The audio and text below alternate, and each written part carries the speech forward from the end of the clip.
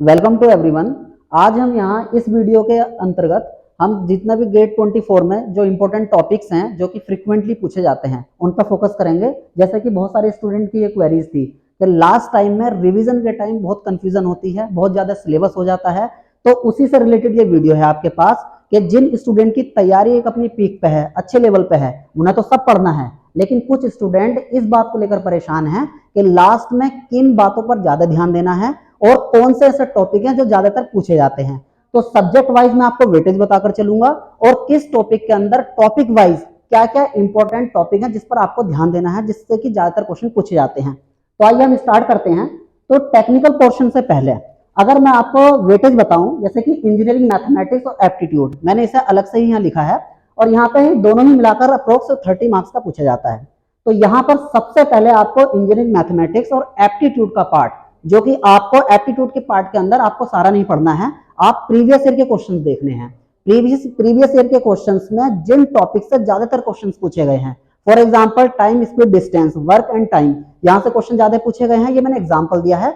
ऐसे ही आप PYQ analysis करना, जहां से टॉपिक ज्यादा पूछे गए उसी को पढ़ना है। अब आते हैं इंजीनियरिंग मैथमेटिक्स पे। इंजीनियरिंग मैथमेटिक्स से जैसे कि पहला अगर मैं पार्ट बताऊं, जैसे लीनियर अलजेब्रा। लीनियर अलजेब्रा में आप ज्यादातर फोकस करोगे आप eigen values and eigen vector calculation पर। उसके बाद आपका कैलकुलस पार्ट आता है जो कि एक बहुत बड़ा पार्ट होता है। तो उसे आप ब्रेक कर करके इंपॉर्टेंट टॉपिक लास्ट में जरूर देखना, जहां से ज्यादातर क्वेश्चंस आते हैं। जैसे फॉर एग्जांपल कैलकुलस के अंदर पहले आपका मैक्सिमम मिनिमम वाली प्रॉब्लम बनती है। उसके बाद में आप अगर पढ़ोगे तो मल्टीपल इंटीग्रल के अंदर आपको एरिया अंडर द कर्व, ये सब चीजें आपको नॉर्मली देख लेनी है। फिर आप सीधा जंप करोगे वेक्टर कैलकुलस पे, जिसमें आप ग्रेडियंट, डाइवर्जेंस और कर्ल पढ़ते हो, और इसी में लाइन इंटीग्रल वाली प्रॉब्लम्स आपको देखनी है। ओके, इस तरीके से आप फिर कॉम्प्लेक्स फंक्शन की तरफ मूव करोगे, जिसमें आपको मेनली 2 पॉइंट पर ज्यादा ध्यान देना है। पहला, आपको एक सीआर इक्वेशन, उस पर आपसे उससे रिलेटेड जितनी भी हमारी प्रॉपर्टीज होती हैं, मींस जो आपका रियल एंड इमेजिनरी पार्ट है यू एंड वी, वो आपका लाप्लासियन इक्वेशन को फॉलो करता है। ओके, और उसी से रिलेटेड अगर मान लीजिए u दिया है, v फाइंड करना है, v गिवन है, आपको u फाइंड करना है। इस तरह की पहली प्रॉब्लम। दूसरी प्रॉब्लम आपकी क्या बनती है, कॉम्प्लेक्स फंक्शन में ही आपकी बनती है रेसिड्यू फाइंड करने एंड सीआरटी थ्योरम, है ना। तो इस बेस पे आपका ये कॉम्प्लेक्स फंक्शन भी कवर हो जाता है। फिर आपकी डिफरेंशियल इक्वेशन, उसमें आप नॉर्मली स्टैंडर्ड फॉर्मेट देख लेना, और न्यूमेरिकल मेथड में आपको न्यूटन रैप्सन मेथड पर ज्यादा फोकस करना है। आगे बढ़ते हैं हम टेक्निकल पोर्शन। जैसे कि मैंने पहला लिखा आपको नेटवर्क एनालिसिस, सबसे बेसिक सब्जेक्ट है। As an electrical engineering faculty अगर मैं बात करूं आपसे, ये तो हर स्टूडेंट का सही होना ही चाहिए। वेटेज भी इसका ज्यादा है और सिंपल भी पड़ता है। तो इसके अंदर अगर मैं आपको टॉपिक वाइज स्टडी करते हैं, जैसे पहला चैप्टर इसमें बेसिक होता है, तो बेसिक के अंदर आपको किन बातों पर ध्यान देना है। पहले तो इस बात पर ध्यान देना है, बेसिक के सारे ही क्वेश्चंस आपके केवीएल केसीएल से लग जाते हैं। उसमें भी आपको इस बात पर ध्यान ज्यादा देना है, अगर किसी सर्किट में डिपेंडेंट एंड इंडिपेंडेंट दोनों सोर्स आ जाते हैं तो उसे कैसे डील करते हैं। फिर आगे हम बढ़ते हैं नेटवर्क थ्योरम्स पे। उसमें केवल आपको 3 थ्योरम पे ज्यादा ध्यान देना है। पहली थ्योरम आपकी थेवेनिन थ्योरम, दूसरी Norton's theorem and maximum power transfer theorem. उसमें भी आपको इस बात पर ज्यादा ध्यान देना है, जैसे कि बेसिक में मैंने बताया, डिपेंडेंट और इंडिपेंडेंट सोर्सेज अगर साथ में आ जाते हैं तो उसे कैसे डील करना है। और आप एक छोटा सा कॉन्सेप्ट देख सकते हो, जैसे कि सुपरपोजिशन थ्योरम में किसी नेटवर्क में डीसी और एसी कंबाइंड आ जाता है। डीसी की फ्रीक्वेंसी 0 और एसी की कुछ फ्रीक्वेंसी होगी, मींस डिफरेंट फ्रीक्वेंसी के सोर्सेस अगर आ जाते हैं तो वहां सुपरपोजिशन थ्योरम मैंडेटरी हो जाती है। तो ये वाला कॉन्सेप्ट आपको देख लेना, इस पे भी क्वेश्चंस काफी बार पूछे गए हैं। फिर आगे हम बढ़ते हैं नेटवर्क के अंदर ही टू पोर्ट नेटवर्क। तो टू पोर्ट नेटवर्क के सारे ही क्वेश्चंस, अगर मान लीजिए कुछ टेक्निक्स वगैरह आपको नहीं याद है और करनी भी नहीं है गेट के हिसाब से, क्योंकि काफी टाइम आपको मिल जाता है, तो उसमें आप सिंपल केवीएल केसीएल लगाकर कोई भी पैरामीटर फाइंड कर सकते हैं। ठीक है, बस आपको ये पता होना चाहिए कि अगर एबीसीडी पैरामीटर है, जेड पैरामीटर है, वाई पैरामीटर है, तो डिपेंडेंट वेरिएबल क्या होते हैं और इंडिपेंडेंट वेरिएबल क्या होते हैं। ओके, उसके बाद अगर नेटवर्क में हम आगे बढ़ते हैं तो ट्रांजिएंट। तो ट्रांजिएंट में आपको केवल किस बात पर ध्यान देना है, एक इंडक्टर और एक कैपेसिटर का बिहेवियर क्या होता है आफ्टर स्विचिंग और बिफोर स्विचिंग। उसके बाद सिंपल आपको फर्स्ट ऑर्डर सर्किट ही कवर करना है। ठीक है, सेकंड ऑर्डर पे फ्रीक्वेंटली क्वेश्चन नहीं पूछे गए हैं गेट के अंदर। उसके बाद हम पढ़ते हैं अगला सब्जेक्ट मेजरमेंट। मेजरमेंट के अंदर क्या होता है, जैसे कि अभी कुछ स्टूडेंट की क्वेरीज थी कि सर पार्ट मतलब मेजरमेंट सब्जेक्ट बहुत बड़ा है, लेकिन क्या पढ़ें क्या छोड़ें। तो यही आज मैं आपको बताऊंगा कि इसमें ज्यादातर आप ध्यान किन टॉपिक पर देना है। जैसे इसमें अगर मान लीजिए, मैं फिर ये बात रिपीट कर रहा हूं, अगर किसी स्टूडेंट के सारे टॉपिक किसी पर्टिकुलर सब्जेक्ट में, जैसे कि मैं यहां बताकर चल रहा हूं, कवर हैं, तो वो उसे उसी तरीके से रिवाइज करे।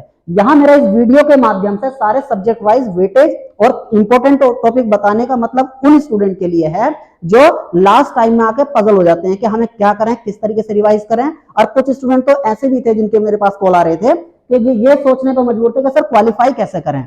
तो आज मैं सब्जेक्ट के माध्यम से बताना चाह रहा हूं कि किन टॉपिक पर ध्यान देना है आपको, जिससे कि आप क्वालिफाई कर पाओ उनके लिए।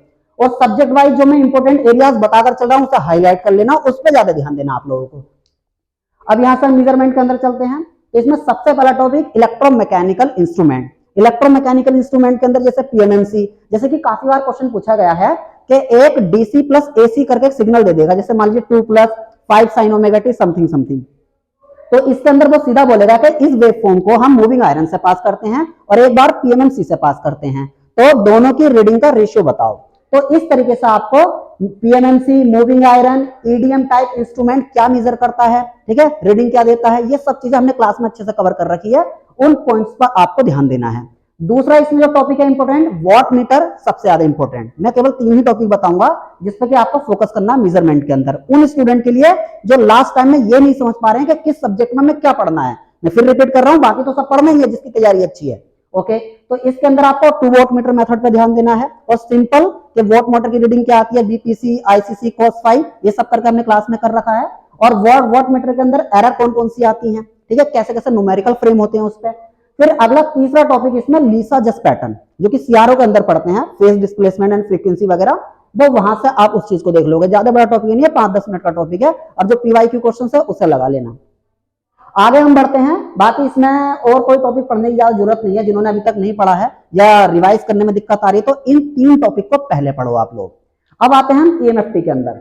ईएमएफटी के अंदर अगर मैं बात करूं तो इसमें आता है सबसे पहले वेक्टर कैलकुलस, जिसके अंदर हम पढ़ते हैं curl, divergence and gradient, line integral, surface integral and volume integral. तो ये सारा आप वॉल्यूम इंटीग्रल नहीं पढ़ते हो तो आप डाइवर्जेंस थ्योरम और स्टोक्स थ्योरम, इसकी वैलिडिटी या कहां अप्लाई करते हैं, क्वेश्चंस को देख के कैसे जज करें, ये आपको क्लास में बता रखा है, तो उन चीजों पर ध्यान देना है। और बाकी आप इंजीनियरिंग मैथमेटिक्स के अंदर भी वेक्टर अलजेब्रा पढ़ते हो, तो कर्ल, डाइवर्जेंस एंड ग्रेडियंट आपको यहां कवर करोगे, यहां भी कवर करोगे, तो दोनों जगह एडवांटेज मिल जाएगा। उसके बाद आते हैं अगले टॉपिक पे, इलेक्ट्रोस्टैटिक्स। इलेक्ट्रोस्टैटिक्स के अंदर आप लोगों को जो ध्यान देना है, कैपेसिटर वाले पोर्शन पर ज्यादा देना है। इलेक्ट्रिकल इंजीनियरिंग के हिसाब से बात कर रहा हूं मैं ईएमएफटी, हालांकि ईसी के अंदर तो सर ने बता रखा है, काफी एक बड़ा सब्जेक्ट हो जाता है ये, लेकिन इलेक्ट्रिकल के अंदर आपको, इलेक्ट्रोस्टैटिक्स के अंदर आपको कैपेसिटर पे ध्यान देना है, फिर उसके बाद आपको बाउंड्री कंडीशन पे ध्यान देना है और एक इमेज चार्ज कॉन्सेप्ट पे ध्यान देना है। दोबारा बोल रहा हूं मैं, इलेक्ट्रोस्टैटिक्स के अंदर कैपेसिटेंस पहला टॉपिक, उसके बाद image charge concept and boundary condition. उसके बाद आपको मैग्नेटोस्टैटिक्स में आपको एक वायर की वजह से मैग्नेटिक फील्ड वगैरह सिंपल फॉर्मूला है और उसे अप्लाई करना आना चाहिए। ये 3 चीजें आपको इसमें करनी है। आगे चलते हैं कंट्रोल सिस्टम। तो कंट्रोल सिस्टम को तो आपको छोड़ना ही नहीं है, ठीक है, सबसे आपका एक बेसिक सब्जेक्ट में आता है और ज्यादा टफ भी नहीं होता, ज्यादातर बच्चे से कर ही लेते हैं। और ये कम से कम आपकी अगर बात करूं वेटेज के हिसाब से तो कम से कम 8 से 12 मार्क्स का इलेक्ट्रिकल के अंदर पूछा जाता है, तो आपको इसको तो छोड़ना ही नहीं है। फिर आगे बढ़ते हैं सिग्नल के अंदर। अब सिग्नल के अंदर क्या होता है ना, सिलेबस बहुत एक ज्यादा हो जाता है, हालांकि सारे टॉपिक हमें पढ़ने नहीं है, मैं आपको इंपॉर्टेंट टॉपिक बता रहा हूं इसमें कि इलेक्ट्रिकल के हिसाब से कौन से इंपॉर्टेंट टॉपिक है। आप सबसे पहले इसमें फोरियर सीरीज में सीटीएफएस की बात कर रहा हूं, कंटिन्यूअस टाइम फोरियर सीरीज, उसके अंदर उसकी प्रॉपर्टीज पे ध्यान देना है, क्योंकि लगभग 80% क्वेश्चन जो गेट में आए हुए हैं वो आपके इसकी प्रॉपर्टीज पे लग जाते हैं कि इवन पार्ट में कौन जीरो होता है और आपके अगर इवन सिग्नल है और ऑड सिग्नल है तो कौन कौन से टर्म्स प्रेजेंट होंगे, तो इस हिसाब से भी ऑप्शन एलिमिनेट होगा, आप अच्छा परफॉर्म कर सकते हो सीटीएफएस में। सारे तो क्वेश्चंस नहीं बनेंगे हालांकि, लेकिन फिर भी काफी हद तक आप सीटीएफएस के क्वेश्चन ब्रेक कर लोगे। उसके बाद अगला टॉपिक अगर मैं बताऊं इसमें लाप्लास ट्रांसफॉर्म। लाप्लास ट्रांसफॉर्म इसमें बहुत ही आपका रोल प्ले करेगा, बहुत इजी से क्वेश्चंस आते हैं। लाप्लास ट्रांसफॉर्म हो गया है। फिर आप Z transform, signal and system में आपको लाप्लास ट्रांसफॉर्म, जेड ट्रांसफॉर्म और सीटीएफएस, इन पर ध्यान देना है। और एक बेसिक अप्रोच जो कन्वोल्यूशन हम यूज करते हैं उस पर आपको प्रैक्टिस करनी है। अब बात आती है आपको सीटीएफटी, कंटिन्यूअस टाइम फोरियर ट्रांसफॉर्म। इसके क्वेश्चन अगर देखा जाए तो देखो बहुत ही ज्यादा जो ज्यादा ट्रिकी क्वेश्चंस बनते हैं अभी तक गेट इंडस्ट्री में देखा है इलेक्ट्रिकल के अंदर, तो वो सीटीएफटी से ही बने हैं। ओके, उसके अंदर आप ध्यान दे सकते हो डुअलिटी थ्योरम पे, ओके, और पार्शियल रिलेशन है, इन पर आपको फोकस करना है। आगे बढ़ते हैं, एनालॉग इलेक्ट्रॉनिक्स। अगर इलेक्ट्रिकल इंजीनियरिंग हिसाब से देखा जाए तो एनालॉग इलेक्ट्रॉनिक्स ज्यादातर इलेक्ट्रिकल स्टूडेंट को टफ लगता है, लेकिन इसमें सारा नहीं पढ़ना है, मैं आपको इंपॉर्टेंट एरियाज बता रहा हूं। जैसे डायोड सर्किट है पहला चैप्टर एनालॉग इलेक्ट्रॉनिक्स के अंदर, इसमें डायोड सर्किट में भी कंप्लीट नहीं पढ़ना है, जैसे कि उसमें फिल्टर भी आता है, वो हमें नहीं पढ़ना है। ठीक, आपको क्या करना है इसमें open circuit short circuit test diode के अंदर जो परफॉर्म करते हैं डायोड की स्टेट फाइंड करने के लिए, वो आपको अच्छे से कर लेना है। उसके बाद अगर मान लीजिए अगला टॉपिक जो इसमें है क्लीपर सर्किट, ठीक है, क्लीपर सर्किट आपको अच्छे से कर लेना है। तो डायोड सर्किट में केवल 3 चीजें, क्या क्या, सबसे पहले तो ओपन सर्किट शॉर्ट सर्किट की एनालिसिस, मतलब अगर डायोड किसी सर्किट में लगा तो कौन सा ऑन होगा कौन सा ऑफ होगा, इस तरीके से देखने के लिए ये टेस्ट कंडक्ट किए जाते हैं। उसके बाद आपको दूसरा टॉपिक क्या करना, क्लीपर बेस्ड प्रॉब्लम करनी है। तीसरा टॉपिक डायोड सर्किट के अंदर ही आपको जेनर डायोड, जो कि इंपॉर्टेंट टॉपिक है माना जाता है, आपको वो कवर कर लेना है कि कब वोल्टेज रेगुलेटर की तरह काम करता है, क्या कंडीशन पे कैसा बिहेवियर होगा। ओके, अगला जो टॉपिक आता है एनालॉग के अंदर बीजेटी। बीजेटी के अंदर आपको केवल और केवल डीसी एनालिसिस परफॉर्म करनी है। मींस जैसे कि हम बाइसिंग पढ़ते हैं, क्यू पॉइंट स्टेबलाइजेशन पढ़ते हैं, तो ये बीजेटी के अंदर करना है। ओके, एसी एनालिसिस नहीं करना है। अगर जिसने कर लिया अच्छी बात है, वरना गेट में इलेक्ट्रिकल के हिसाब से उतना ज्यादा उसका वेटेज है नहीं। ठीक है, उसके बाद मल्टी स्टेज एम्पलीफायर, ये सब चीजें ये इलेक्ट्रिकल वालों को नहीं करना है, फ्रीक्वेंसी रिस्पॉन्स भी नहीं करना है। उसके बाद सीधा आपको जेफेट पे पहुंचना, जेफेट भी इलेक्ट्रिकल में नहीं है, उसे छोड़ देना है, आपको पहुंचना मॉसफेट पे। मॉसफेट में भी आपको केवल डीसी एनालिसिस करनी है, एसी एनालिसिस नहीं करनी है। ओके, उसके बाद फीडबैक एम्पलीफायर, जो कि आपका एक बहुत ही छोटा टॉपिक आता है, उसमें टोपोलॉजी पूछी जाती है, इनपुट इंपीडेंस आउटपुट इंपीडेंस वगैरह किस टोपोलॉजी में इंक्रीज होगी डिक्रीज होगी, इस हिसाब से क्वेश्चंस बनते हैं। उसके हिसाब बाद आपको ऑपरेशनल एम्पलीफायर, जो कि लगभग अगर आपको वर्चुअल ग्राउंड कॉन्सेप्ट अगर कमांड है, कब वो अप्लाई कर सकते हैं कब नहीं अप्लाई कर सकते, तो आप लगभग 70% क्वेश्चंस ओपीएम के टैकल कर लोगे। ओके, अब मैं इसे समराइज करता हूं एनालॉग इलेक्ट्रॉनिक्स के अंदर के क्या क्या आपको पढ़ना है। पहला चैप्टर आपका डायोड सर्किट है, उसमें 3 टॉपिक बताए हैं। एक तो आपको open circuit short circuit test पर प्रैक्टिस करनी है, दूसरा क्लीपर बेस्ड प्रॉब्लम करनी है, और zener diode related problem as a regulator जो वो काम करता है उस पर रिलेटेड प्रॉब्लम सॉल्व करनी है। उसके बाद बीजेटी के अंदर केवल डीसी एनालिसिस, फिर मॉसफेट की डीसी एनालिसिस, और उसके बाद सीधा operational amplifier and feedback amplifier. इतने ही टॉपिक करने हैं, बाकी आपको नहीं करने हैं। ओके, आगे बढ़ते हैं डिजिटल इलेक्ट्रॉनिक्स। तो डिजिटल इलेक्ट्रॉनिक्स के अंदर अगर मान लीजिए सबसे पहले जो इसका ज्यादातर वेटेज वाला पोर्शन है, एक तो आपका के मैप रिलेटेड, ठीक है, बुलियन अलजेब्रा के मैप रिलेटेड, जो कि आपको सिंप्लीफाइड करने आता है, तो एक तो उस टाइप के क्वेश्चंस ज्यादा आते हैं, और दूसरा आपका combinational circuit and sequential circuit. अब सीक्वेंशियल सर्किट अगर किसी ने नहीं पढ़ा है तो अब पढ़ने का टाइम भी नहीं है, अगर पढ़ा होगा तो वो उसे कर सकता है, लेकिन जिसने नहीं पढ़ा है वो पैनिक ना हो उसे लेकर, वो अब उसे छोड़कर आगे बढ़े। और जितना भी कॉम्बिनेशनल सर्किट है और आपका के मैप रिलेटेड प्रॉब्लम है, बुलियन अलजेब्रा रिलेटेड है, जो कि एक सिंप्लीफाइड करने के लिए आता है, उसे आप अच्छी कमांड कर लें। अगर टाइम मिलता है आपको इतना करने के बाद डिजिटल में, तब आप A to D D to A converter पढ़ सकते हैं, जिसमें रिजोल्यूशन का फॉर्मूला रिजोल्यूशन फाइंड करना आ जाता है। ठीक है, इस तरह का प्रॉब्लम फ्रेम होती है। अब आगे हम बढ़ते हैं इधर कोर सब्जेक्ट के ओर। जैसे कि मान लीजिए मशीन है, ठीक, मशीन के अंदर जैसे कि अगर सब्जेक्ट की अगर बात की जाए, ठीक है, वेटेज के हिसाब से मशीन का वेटेज और कंट्रोल सिस्टम का वेटेज लगभग मतलब सिमिलर ही है। मशीन में 2 नंबर का आप ज्यादा ले सकते हो, कंट्रोल में अगर 8 से 10 आ रहा तो इसमें 10 से 12 मार्क्स का आ जाएगा। ठीक है, इतना ही डिफरेंस है, लेकिन एफर्ट इसमें बहुत ज्यादा है, मतलब इसका सिलेबस बहुत ज्यादा है। तो उन क्वेश्चंस को मतलब किस मशीन में आपको किन टॉपिक पर ध्यान देना है, उसीलिए ये वीडियो बनाई गई है। एक जैसे कि मान लीजिए मशीन के अंदर आपको सबसे पहले आप पहली मशीन जैसे हम ट्रांसफॉर्मर से स्टार्ट करें, ट्रांसफॉर्मर का बेसिक इक्विवेलेंट सर्किट आपको पता होना चाहिए। उसके बाद में एफिशिएंसी एंड लॉसेस से रिलेटेड आपकी प्रॉब्लम फ्रेम होती है। उसके बाद ऑटो ट्रांसफॉर्मर से फ्रेम होती है।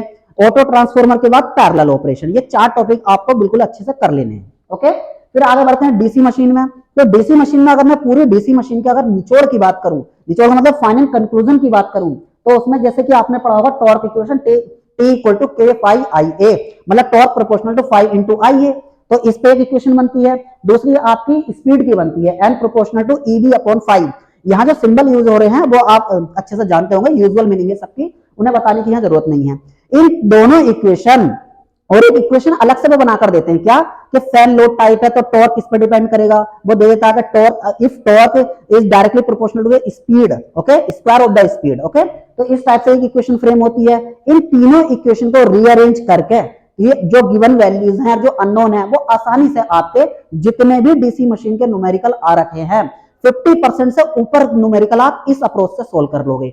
अगर इसमें एक टेक्निक और है, टेक्निक या बोलो एक टाइप के क्वेश्चन जो आते हैं आपके स्पीड कंट्रोल पे, तो वो भी इसी को मर्ज करके, उसका कंसेप्ट मर्ज करके आपको स्पीड कंट्रोल रिलेटेड, टॉर्क और आपकी आर्म, नो लोड स्पीड इतनी है और इतने लोड पर बताओ, डिफरेंट डिफरेंट के क्वेश्चन, मतलब इसी मैथमेटिकल अप्रोच से आप डीसी मशीन के 50% से ऊपर भी क्वेश्चंस बना सकते हो। ओके, तो डीसी मशीन में आपको क्या ध्यान देना है, टॉर्क का जो फॉर्मूला है, स्पीड का फॉर्मूला है, ठीक है, इससे रिलेटेड जो भी आपके मॉडिफिकेशन होते हैं डिफरेंट डिफरेंट मशीन के, तो उसे यूज करके आप सारे न्यूमेरिकल 50% से ऊपर सोल्व कर लोगे। ओके, अब आगे बढ़ते हैं हम इसी के अंदर इंडक्शन मशीन पे। अब इंडक्शन मशीन की अगर बात करूं तो मैं ज्यादातर अगर बात करूं तो 3 टॉपिक पे आपको स्पेशली ध्यान देना है। पहला, इस जैसे कि रिलेटिव स्पीड का कॉन्सेप्ट आता है, जैसे क्लास में बहुत अच्छे से आपको पढ़ाया गया है कि स्टेटर मैग्नेटिक फील्ड की स्पीड बताओ with respect to rotor magnetic field, ऐसे ही करके वो स्पीड पूछता है, तो आपको ये पता होना चाहिए। और इन स्पीड को पता करने से पहले आपको ये पता होना चाहिए कि given machine normal induction motor है या इन्वर्टेड इंडक्शन मोटर है। ओके, और क्लास में आपको अच्छे से बता रखा है कि इंडक्शन मोटर, नॉर्मल और इन्वर्टेड इंडक्शन मोटर में क्या डिफरेंस है, रिलेटिव स्पीड कैसे फाइंड करते हैं। तो पहले टाइप का क्वेश्चन इंडक्शन मशीन में यहां से आता है। दूसरे टाइप में आपको लॉसेस एंड एफिशिएंसी, हर एक मशीन में तो बनता ही है, तो ये आपको करना है। फिर आगे आपको करना है स्पीड कंट्रोल, स्पीड कंट्रोल एक इंपॉर्टेंट टॉपिक है। उसके बाद टॉर्क, स्पीड, कैरेक्टरिस्टिक, ये 4 टॉपिक बताए हैं इंडक्शन मशीन में, इन्हीं पर ज्यादा आपको प्रैक्टिस करनी है जितना भी टाइम बचा है। ओके, आगे बढ़ते हैं हम इसमें सिंक्रोनस मशीन। अब सिंक्रोनस मशीन में क्या है, ज्यादातर एसी इन्वॉल्व हो जाता है तो एफर्ट थोड़ा सा बढ़ जाता है, लेकिन उसके लिए भी हमने क्लास में आपको बता रखा है, जैसे ईएमएफ फाइंड करना हो तो स्केलर एनालिसिस कैसे करते हैं, जिससे कि आप कॉम्प्लेक्स फेजर एनालिसिस से बच सको, क्योंकि आपका वर्चुअल कैलकुलेटर है, उसमें आप फेजर कैलकुलेशन का तो ऐसा कोई वो है नहीं कि डायरेक्ट कर सकते हो, आपको मैनुअली उसमें करना पड़ेगा। ओके, इसलिए आपको स्केलर फॉर्मूले बताए हैं, उन पर कमांड करनी है। नेक्स्ट आपको जो स्पेशल मशीन है उस पर आपको सिंगल फेज इंडक्शन मोटर पर ध्यान देना है, और ये ध्यान देना है कि कितना कैपेसिटर हमें ऐड करना है जिससे कि मैक्सिमम आपका क्वाड्रेचर का फंडा बने, ठीक है, और कैसे कि हमें मैक्सिमम टॉर्क की कंडीशन क्या है, ये सब आपको बता रखे हैं। ओके, उसके बाद में डबल रिवॉल्विंग फील्ड थ्योरी का कॉन्सेप्ट आपको बताया गया है, उस पर कमांड कर लेनी है। नेक्स्ट हम बढ़ते हैं आगे पावर सिस्टम की ओर। जैसे कि देखिए, अगर बात की जाए पावर सिस्टम और मशीन दोनों ही, ये पावर सिस्टम और मशीन दोनों का ही सिलेबस तो दोनों का ही ज्यादा है, लेकिन पावर सिस्टम में हर एक टाइप के क्वेश्चंस को करने की स्ट्रेटेजी अलग है। ठीक है, एक अगर चैप्टर है जैसे मान लीजिए फॉल्ट एनालिसिस है, और एक है ट्रांसमिशन लाइन पैरामीटर कैलकुलेशन, तो इनमें कोई ऐसा रिलेशन नहीं है। अगर आपका पावर सिस्टम में कोई पर्टिकुलर टॉपिक छूट भी गया है, कोई दिक्कत नहीं है, आप आगे बढ़ सकते हैं। किसका क्या वेटेज है ये मैं आपको यहाँ बताना चाहता हूँ।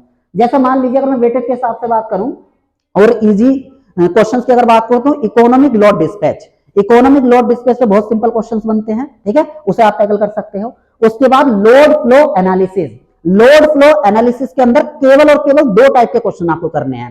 पहला, आपको वाई बस मैट्रिक्स बनाना आना चाहिए किसी भी नेटवर्क की, फिर जेड बस मैट्रिक्स बनाना आना चाहिए, और कोई भी अगर मॉडिफिकेशन होते हैं जैसे कि क्लास में आपको बताया गया है 4 टाइप के मॉडिफिकेशन होते हैं, तो उन मॉडिफिकेशन में कौन से मॉडिफिकेशन में क्या इफेक्ट पड़ता है, कैसे अप्लाई करते हैं, क्या एल्गोरिथम है, ये आपको करना है। तो पहले टाइप के क्वेश्चन वाई बस एंड जेड बस एंड इट्स क्या कहेंगे एल्गोरिथम और इसके मॉडिफिकेशन। ओके, उसके बाद इसमें दूसरे टाइप का क्वेश्चन बनता है लोड फ्लो के अंदर ही आपकी जैकोबियन मैट्रिक्स की ऑर्डर फाइंड करना। ओके, इस टाइप के क्वेश्चन बहुत ज्यादा पूछे गए हैं, इन 2 पॉइंट पर आपको ध्यान देना है लोड फ्लो के अंदर। बाकी न्यूटन रिएक्शन और गॉस सीडल, इसमें आपकी जो इटरेशन वगैरह परफॉर्म होती है क्लास में बताया भी गया था आपको, लेकिन गेट के हिसाब से इसमें क्वेश्चन नहीं पूछा जाता है कि आपको इटरेशन कराए वो, तो इसे करने की जरूरत नहीं है, ना ही पैनिक होना इस चीज को लेकर। ओके, नेक्स्ट हम चलते हैं फोल्ट एनालिसिस।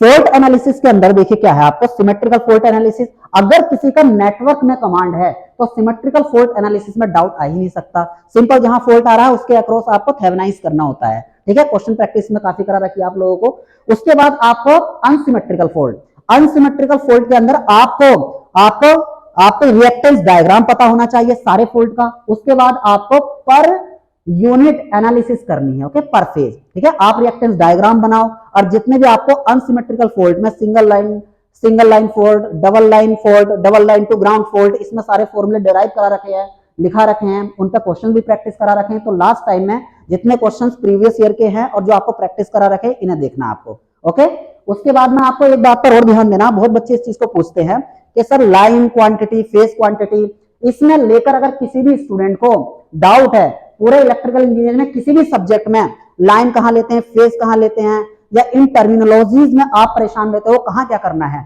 या किसी पर्टिकुलर सब्जेक्ट के पर्टिकुलर टॉपिक में आपको डाउट है, तो ये आप फर्दर कमेंट कर सकते हैं वीडियो में कि यहाँ हमें डाउट है इस टॉपिक में, तो उसे मैं एक्सप्लेन कर दूंगा। ओके, नेक्स्ट बढ़ते हैं हम। ये तो था फॉल्ट एनालिसिस।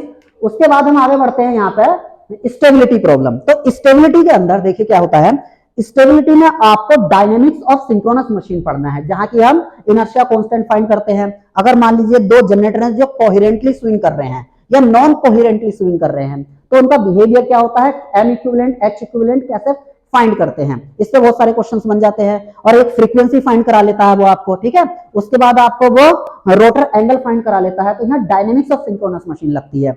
उसके बाद आपको क्रिटिकल एंगल फाइंड करने आ जाता है, क्रिटिकल क्लियरिंग टाइम फाइंड करने आ जाता है। तो यही 2-3 टाइप के क्वेश्चन स्टेबिलिटी में बनते हैं। उसके बाद अगर आते हैं हम transmission line parameter. Transmission line parameters के अंदर इंडक्टेंस और कैपेसिटेंस की कैलकुलेशन कैसे करते हैं, ये सारा फॉर्मूला ही तो सिंपल है, सीधा आपको फॉर्मूला फाइंड करना है। और इसमें जीएमडी और जीएमआर फाइंड करने के लिए स्क्वायर है, ट्राइंगल है, या मान लीजिए एक पेंटागन है, उसकी कैसे फाइंड करते हैं, ठीक है, हेक्सागन है। ये हालांकि उतना ज्यादा डिटेल में आएगा नहीं, हेक्सागन तक नहीं जाएगा, लेकिन एक स्क्वायर तक आपको आना चाहिए, जो कि इजी भी है, जो कि मैंने क्लास में प्रैक्टिस करा रखी है आप लोगों को। लेकिन फिर भी कोई डाउट हो तो आप कमेंट सेक्शन में बोल सकते हैं, मैं दोबारा उसे बता दूंगा। अब आगे बढ़ते हैं यहाँ पे। इसके बाद आपका छोटे छोटे टॉपिक बचते हैं, जैसे मान लीजिए कोरोना है, ठीक, अंडरग्राउंड केबल है। उसके बाद आपका इंसुलेटर है, तो इंसुलेटर में जैसे स्ट्रिंग एफिशिएंसी वाला फंडा देख लेना थोड़ा सा। उसके बाद में आप लोगों को क्या करना है, जैसे यूजी केबल है, उसमें डाइलेक्ट्रिक लॉस वाला कॉन्सेप्ट पे ध्यान देना है, ये कब हमें 3 से मल्टीप्लाई करना है फॉर्मूले में, कब नहीं करना है, ये क्लास में मैंने बता रखा है, तो इस बात का आपको भी ध्यान देना है, ठीक। उसके बाद में हम बढ़ते हैं आगे पावर इलेक्ट्रॉनिक्स पे। पावर इलेक्ट्रॉनिक्स में अगर बात की जाए तो देखिए क्या होता है, जैसे पावर इलेक्ट्रॉनिक्स में 4 पोर्शन आपके हैं गेट के अंदर, ठीक। पहला जैसे मान लीजिए बेसिक्स है, जिसमें कि हम एससीआर वगैरह पढ़ते हैं। तो अगर मान, और दूसरा पार्ट है आपका पीसीआर, फेज कंट्रोल रेक्टिफायर, जो कि बहुत बड़ा पार्ट हो जाता है। तो यहां अगर मैं बात करूं वेटेज के हिसाब से, तो आपको चॉपर और इन्वर्टर पे ज्यादा ध्यान देना लास्ट टाइम में। जब चॉपर और इन्वर्टर हो जाएगा आपका, उसके पीवाईक्यू लगाना, क्योंकि वो कंपैरेटिवली जितना आपका फेज कंट्रोल रेक्टिफायर पड़ता है, उतना ही आपका चॉपर इन्वर्टर दोनों मिलाएं तब भी वो छोटा सिलेबस है। तो आपको पहले चॉपर इन्वर्टर पढ़ना है, फिर आपको बेसिक मतलब एससीआर वगैरह, प्रोटेक्शन वगैरह ये कवर कर लेना है। उसके बाद आप पीसीआर कवर करोगे, और उसमें भी आपको क्या करना है, 3 phase rectifier with R load, इस पे ज्यादा ध्यान देना है, ठीक है। और उस पे आपको जो डुअल कन्वर्टर है वो तो सिलेबस में है नहीं, उस पर क्वेश्चंस नहीं आएगा, उसे रहने देना आप लोग, है ना, डुअल कन्वर्टर छोड़ देना। उसके बाद आपको क्या करना है, full wave rectifier, highly inductive load, ये बहुत फेमस क्वेश्चन है। और एक क्वेश्चन और आता है यहाँ से पीसीआर से, जो आपको इस पे 2-3 क्वेश्चन जो पीवाईक्यू उसे ही प्रैक्टिस कर लेना, ठीक है। इफेक्ट ऑफ सोर्स इंडक्टेंस, वहां से क्वेश्चन आता है, उसके इफेक्ट क्या पड़ते हैं, ये क्वेश्चन इंपॉर्टेंट आ जाता है। ओके, तो ये आपका पूरा टेक्निकली मैंने बता दिया है सारे सब्जेक्ट को। लेकिन उसके बाद भी अगर किसी को डाउट है, किसी पर्टिकुलर डाउट है किसी सब्जेक्ट में, या किसी सब्जेक्ट के किसी टॉपिक में डाउट है, तो वो कमेंट सेक्शन में आप बोल सकते हैं। और या किसी मान लीजिए कोई आपको टॉपिक ही पढ़ना हो, जैसे कि नेटवर्क एनालिसिस में हमें आरटीएच निकालना नहीं आता, कब, जब डिपेंडेंट सोर्स होते हैं ओनली, तो किसी भी particular maximum power transfer theorem है, वहां आप ये नहीं जज कर पा रहे हो कि कौन सा केस कहां अप्लाई करते हैं, तो इसके लिए आप कमेंट सेक्शन में बोल सकते हो, फर्दर इसके लिए वीडियो बना दी जाएगी। और हमारे यहाँ जो बैचेस स्टार्ट हो रहे हैं 29 जनवरी से, यहाँ रेगुलर बैचेस स्टार्ट हो रहे हैं, जो कि गेट 25 के लिए है। और 27 जनवरी से आपके जो वीकेंड बैच होते हैं वो स्टार्ट हो रहे हैं। ये वीकेंड बैच उन बच्चों के लिए ज्यादा हेल्पफुल रहेंगे जो मान लीजिए जॉब करते हैं, साथ साथ में पूरे अपना रेगुलर नहीं रह पाते हैं सारे दिन, और जो कॉलेज गोइंग स्टूडेंट है उनके लिए हेल्प करेगा। तो आज के लिए इतना ही। फिर भी कोई डाउट है किसी आपको पॉइंट में, तो आप कमेंट कर सकते हैं। Thank you.